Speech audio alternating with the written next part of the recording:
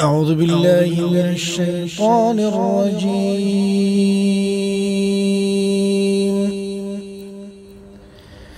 بسم الله الرحمن الرحيم.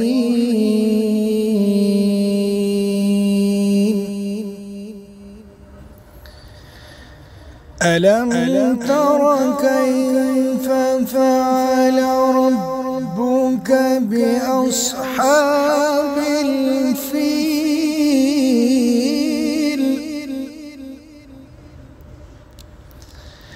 ألم يجعل كيدهم في تضليل؟